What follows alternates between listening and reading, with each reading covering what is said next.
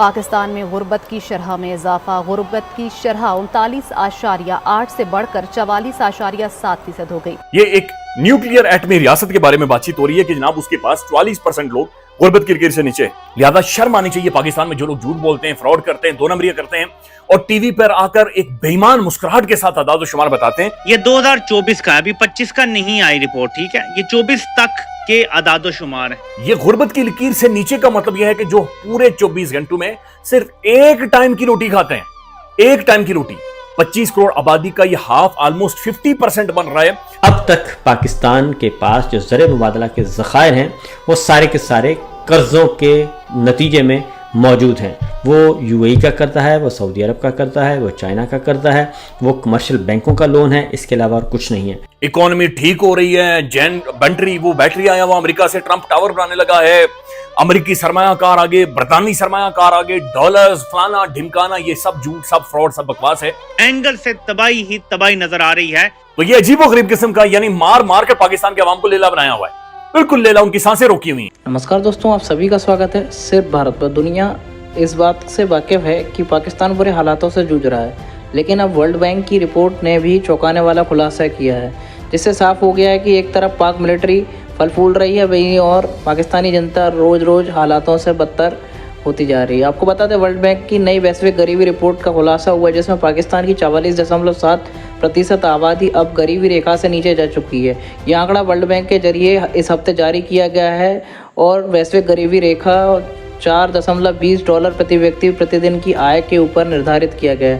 आपको बता दें पाकिस्तान भारत से लड़ने के लिए तो बहुत दमखम दिखाता है, जज्बा दिखाता है, लेकिन वहाँ की मिलिट्री और वहाँ की सरकार वहाँ की पब्लिक के लिए कुछ करने के लिए तैयार नहीं। आइए देखते हैं इस पर पाकिस्तानी मीडिया का किस प्रकार का रिएक्शन आ रहा है। वर्ल्ड बैंक ये कह रहा है कि पाकिस्तान में गुर्बत की शरह में खतरनाक इजाफा, 44.7% आबादी गुर्बत की लकीर से नीचे है, 44 यानी 44% गुर्बत की लकीर से नीचे। اب ناظرین پہلے اس کو سمجھے کہ غربت کیا ہوتی ہے۔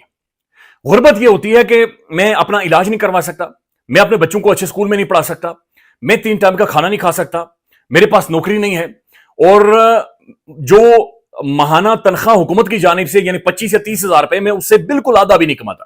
یہ غربت ہے، یہ غربت ہے جو کہ غربت کی لکیر کے اوپر زندگی گزارتے ہیں۔ اب جو غربت کی لکیر سے نیچے ہے اور جن کے جو بچے ہیں وہ مال نورشڈ ہیں، یعنی ان کی فوڈ پراپر نہیں ہے، ان کی نیوٹریشن پراپر نہیں ہے، اور وہ اپنی عمر کے مطابق اپنی ہائٹ تک نہیں پہنچتے، اپنا عمر کے مطابق وہ ویٹ گین نہیں کرتے، اور نہ تو ان کے جو دماغ ہے، برین ہے، ان کے سوچنے کی صلاحیت ہے ان کی عمر کے حساب سے ایوالو کرتی ہے۔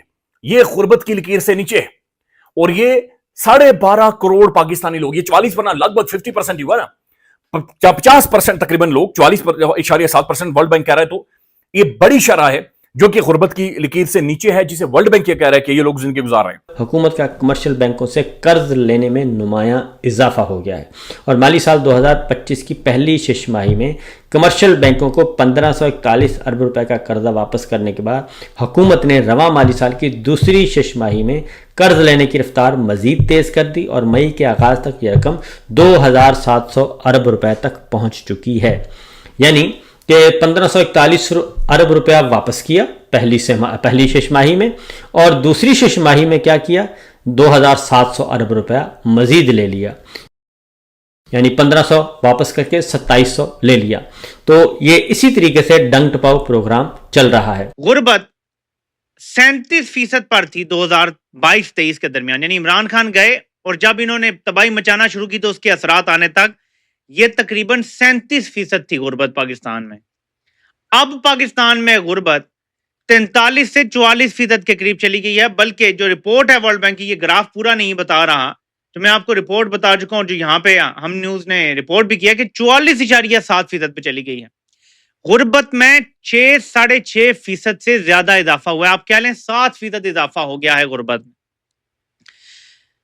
پہلے اگر فار ایگزامپل آپ کے 8 سے 9 کروڑ لوگ خط غربت سے نیچے تھے، تو اب 11.5 کروڑ لوگ، کروڑ کی بات کر رہا ہوں میں، ٹھیک ہے، تو اگر 8 کروڑ سے 9 کروڑ خط غربت سے نیچے تھے تو اب 11-12 کروڑ لوگ خط غربت سے نیچے، یعنی ہماری قریب آدھی آبادی خط غربت سے نیچے، اور ابھی 2025 کے فگرز آنے ہیں، یعنی آپ یہ سمجھ لیں کہ 50% آبادی خط غربت سے نیچے چلی گئی ہے۔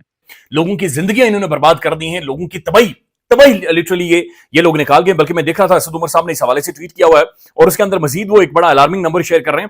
وہ کہہ رہے ہیں the Pakistan's poverty number released by the World Bank are a stark reminder of the pain and the suffering of the masses. More than 44% living in poverty and more than 4 crore in extreme poverty.